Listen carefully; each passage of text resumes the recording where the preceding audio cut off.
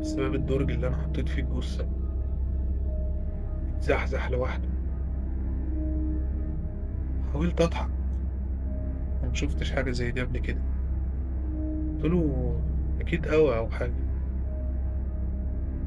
رد عليا وباصص لي بنظرة ما بتطمنش. قال لي هو الهوا هيفتح باب تلاجة مقفولة بقفل؟ سكت.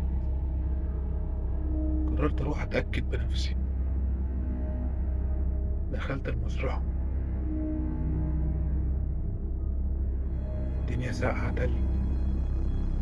احنا طبعا بنبقى مشغلين التلاجة. وصلت عند الدرج، كان مقفول. بس حسيت كأن في حاجة بتتحرك جواه، أو كأن في خبط خفيف. فتحت ببطء.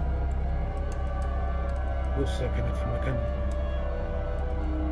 بس الوش متغير. الصوت اللي نزل كأنه بيصرخ، والإيدين متشنجة كأنها كانت بتحاول تطلع. والأغرب من ده كله إن عينه كانت بتبصلي. بس الغريب أكتر إني لما لمست إيده عشان أتأكد، إيده كانت دافية. يعني الجثة اتحركت بعد ما بردت. رجعت جري على أوضة الأمن. وشي كان باين عليه الرعب.